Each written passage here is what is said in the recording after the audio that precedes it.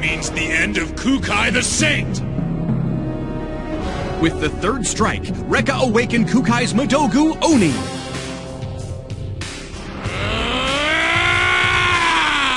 Now Rekka must deal with Kukai the Demon and his unequaled power. Is Rekka facing certain death? Is there any way to counter the monster's attacks?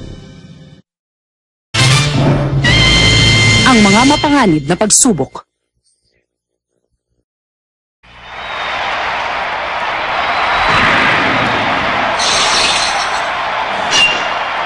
Espada Rekka! Rekka!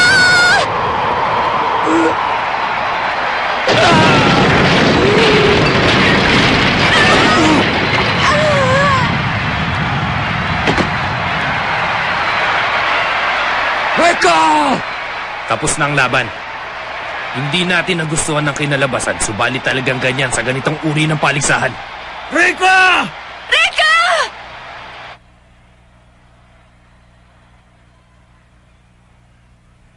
Talaga bang natalo na ang pangkat ng Hokage?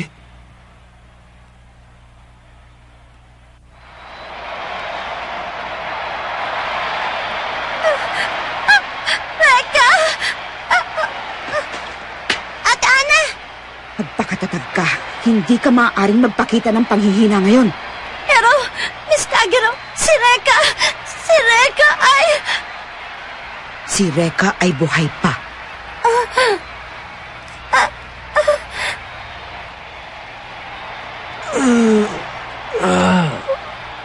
Buhay pa siya! Mabutit nakailag ka.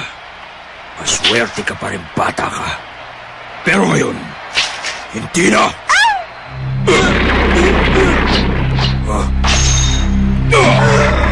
Mabilis din siya.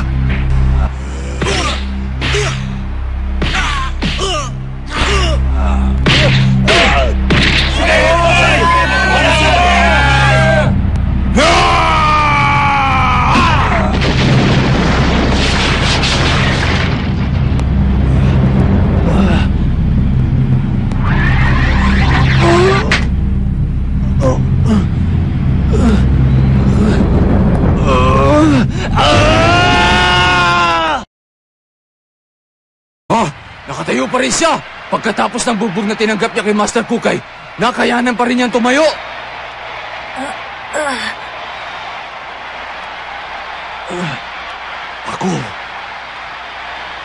Ako ang kailangan magtanggol sa aking prinsesa kahit ano pang mangyari. Kahit ikamatay ko pa, hindi pa rin ako matatalo sa'yo! Kahit na ikamatay mo pa, bata. Buhay mo na ngayon na nakataya sa labang to. At buhay ng isa pang nilalang. Alam mo ba kung ano ibig sabihin nun?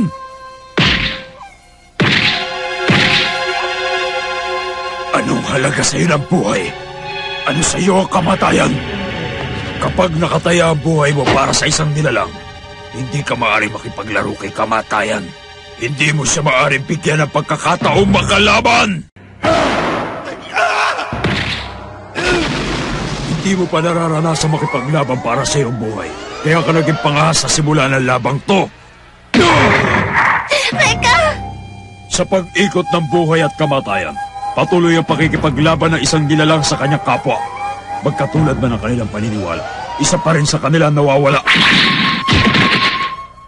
Tulad natin, ibinigay mo sa akin ang pagkakataong ito. Hindi mo man lang naisip ang magiging bunga ng ginawa mo. Sa labang ito, hindi mo maaring gawin palagi ang tama. Dahil buhay mo na at prinsipyo nakataya, tanggapin mo na ang labang ganito hindi kailanman magkakaroon ng masayang wakas. Ama ko! Huwag kang mag-alala, Maita. Ipinagtanggol ko lamang ang ating angkan. Palalayaan din nila ako. Ano nangyari? Saicho! Patawarin niyo po ako. Hindi ko na ipagtanggol ang lugar na to nang mawala kayo. Ang ating mga mag-aaral ay sumama na sa sindikato at naging mga paupahang kriminal. Sinubukan ni Saicho na pigilan sila pero...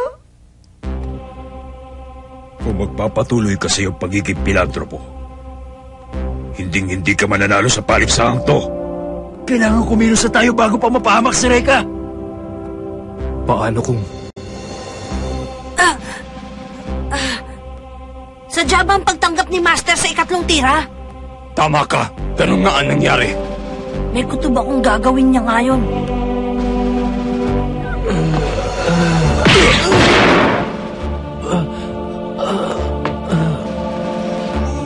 Makinig ka, Reka. Ang bawat pangkat na iyong haharapin ay mga profesional na mandirigma. Kung kinakailangan, kaya nilang tapusin ang kalaban na walang pag-aalinlangan. Kung gusto mong malalo sa paligsahang to, kailangan maging katulad mo rin sila. Kailangan mo rin maging isang Diablo. Diablo? Taglay mo ba ang kakayahan para maging isang Diablo? Ako? Magiging isang Diablo? Gawin mo para matalo mo ko. Isang Diablo lamang ang makakatalo sa isa pang Diablo. Handa ka na ba para maging Diablo, Reka?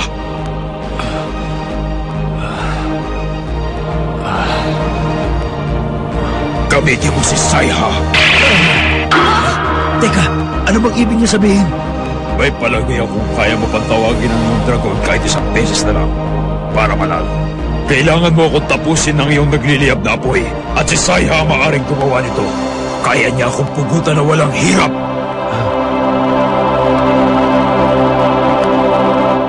Hindi niya pwedeng sabihin yun. Gusto na ba niyang mamatay? Reka! Niloloko ka lang! Baka pati mong yan ni Kukay para matalo ka! Oo nga! Reka! Huwag mo gamitin si Saya! Pero kung hindi niya gagamitin si Saya, hindi mananalo si Reka. Ha? Baliwala sa kanyang kapangyarihan ni Nadare.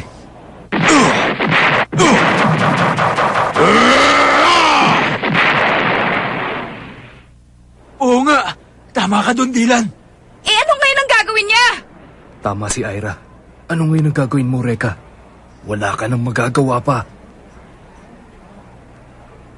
Master, Bilisan mo ng pagtapos sa akin. O baka naman takot kang maging isang Diablo. Sabihin mo lang kung gusto mo na sumuko. Para kahit paano naman ay buhay kang uuwi sa iyong tahanan. Ang daming pang sinasabi! Basta ang alam ko, nandito ako para protektahan ang aking prinsesa.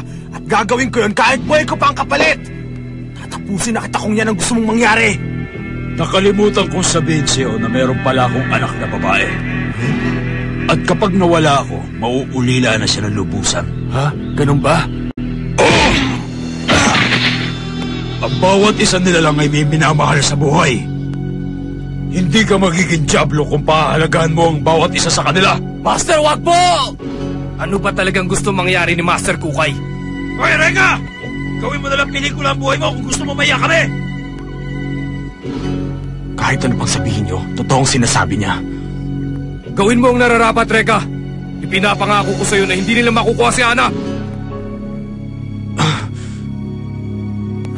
Sayang lang. Kulang ka pa nga sa karanasan. Para maging isang tunay na Diablo, ang pagkakamali mo lang ay isa kang baguhan na sumali sa paligsahan ng mga profesional na mandirigma. Dahil sa pagkakamaling yan, kailangan ka ngayon maparusahan. Tatapusin kita. At pagkatapos, isusunod ko ang prinsesa mo.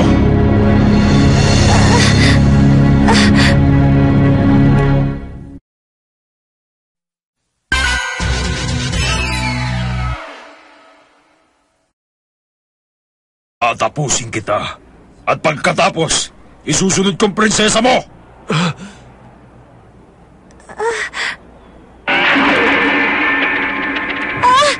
pati rin ako! Ano ka ba? Pati si Ana ang dinadamay mo! Hindi naman kasama sa pangkat namin si Ana! Pero kapag natalo si Reka, mapupunta siya kay Augustus Mori, hindi ba? Kaya bago mangyari yun, tatapusin ko na siya. Mas mabuti ng ganon. Huwag ka maniwala sa sinasabi ng buntat na yan, Reka! Ayaw mo pa nun? Sabay kayo mamamatay. Dapat nga'y magpasalamat ka sa akin, Reka Hanabishi. Hindi. Ang prinsesa ko. Ang prinsesa ko! Lumayo kayo sa kanya!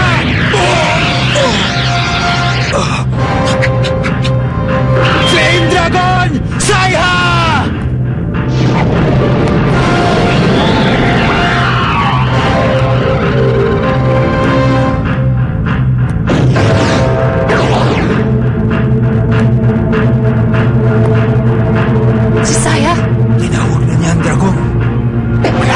lang kahit ano pang mangyari sa akin.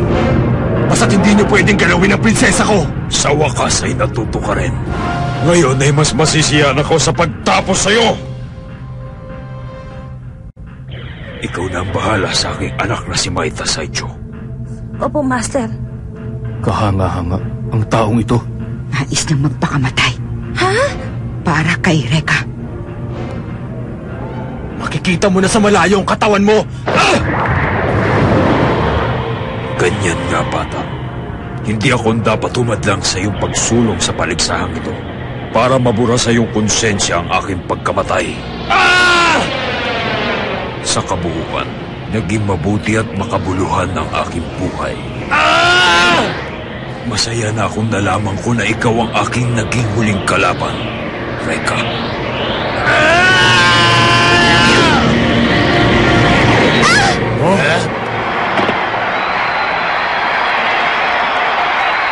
Ni hindi man lang niya ito iniwasan. Napakabilis ng mga pangyayari. Master! Master Kukay!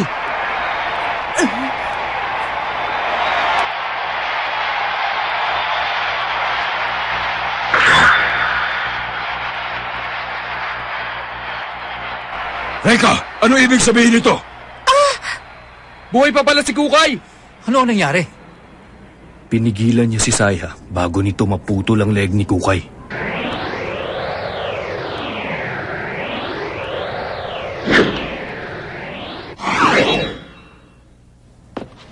Kukay, bakit hindi mo iniwasan yung huling tira ko sa'yo? At saka hindi lang yan, ha? Yung mga suntok mo sa akin kanina, hindi naman talaga lahat tumatama, eh. Kaya naman pala eh. Tama ang hinala ko. Ang isang mandirigmang mahina at hindi batong puso'y hindi kailanman mananalo sa paligsahang ito. Gusto ni Master Kukay na matutunan ni Reka ang pagiging isang mandirigma sa paligsahang ito. Ang hindi ko lang maintindihan ay bakit kailangan pa niyang isakripisyo ang kanyang buhay? Sa palagay ko, gustong akuin ni Master Kukay ang kasalanan. Kasalanan? Ang kasaysayan ng buong angkan ng Ku ay mahigit ng 200 taon. Pagkatapos ng insidente sa Yakuza, pansamantalang nawala si Master Kukay. Noon din nasira ang ating dangal dahil sa kagagawa ng ilan nating mag-aaral.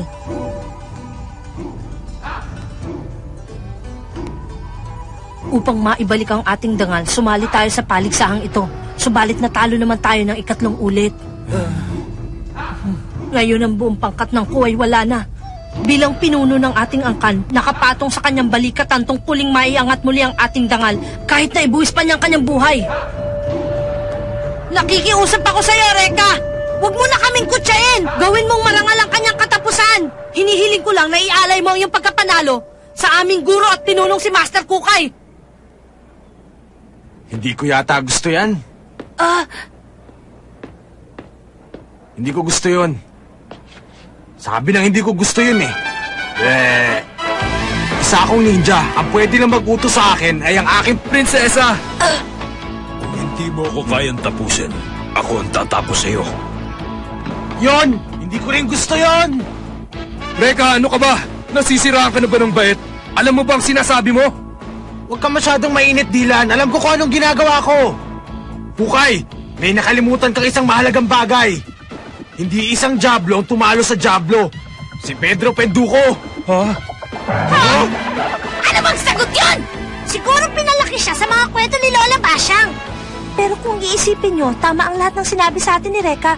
Si Pedro Penduko nga ang nakatalo nun sa Diablo. Anong sabi mo? Bumalik ka na lang sa grade 1! At sa tingin mo, ikaw ngayon si Pedro Penduko? Oo ba? Kung magiging masaya ang lahat, edi sige, ako na nga si Pedro Penduko. Pero hindi ka pwede maging sirena. Isang laban na maaaring maging masaya ang lahat? Mapagbigay.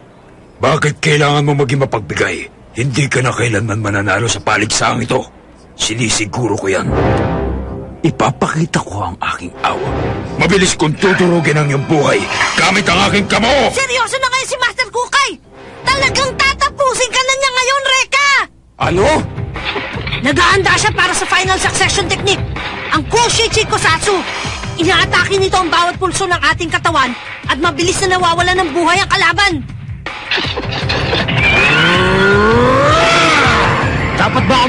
sa ginagawa mo? Succession technique! Kushichi Kusatsu!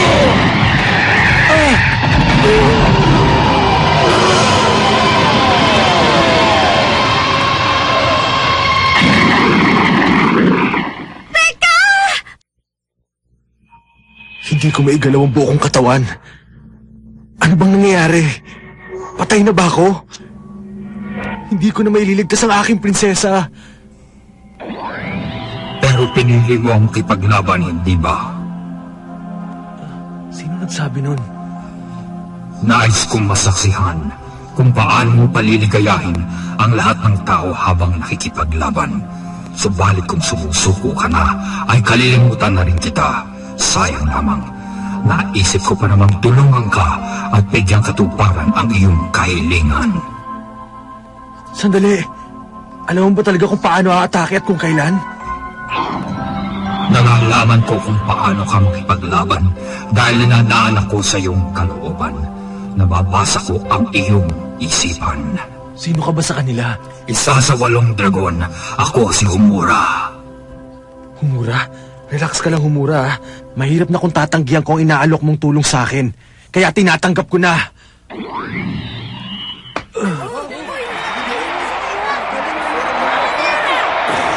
Hindi. Nakatayo pa rin siya sa lakas na ginawa kong pagtira. Nakatayo pa rin siya! Ang alam ko, napuruhan na siya! Ano ka ngayon, Homura? Sa pagkakataong ito, hindi pa rin ako susuko. Isa kang mandirigma na nais kong maging kakampi. Mula ngayon, maaari mo na akong tawagin kahit na kailan mo kailangan. Sisiguraduhin ko lang yung katapusan. Pag tinamaan muli si Reka, sigurado akong tapos na siya. Ngayon na! Ryunel, Third Dragon! Homura! Ibang klase na yan! Bagong dragon ang lumabas! Nagawa niyang tawagin ng kanyang 3 dragon.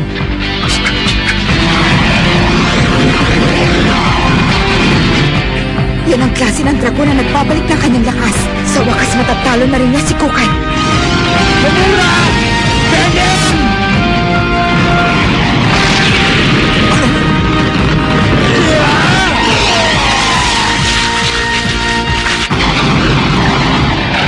Hindi ako makapaniwalang nagawa niya yun! Master!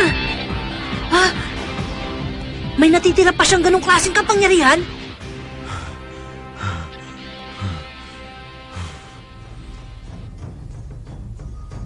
Baguhan ka pa rin sa labang ito. Gusto mong manalo ng hindi dumadanak ng dugo. Masyado ka pa rin mabait. Pero sa pagkakataong to, alam kong talo na ako. Master! Ang nanalo! Hokage Reka Hanabishi! Panalo tayo! Hindi ako makapaniwalang nanalo ang batang yan. Nakalimutan mo na ba ang pustahan natin? Aray ko, ang sakit ng buong katawan ko. Kuya Reka! Ang galing mo! May panalo mo ang laban!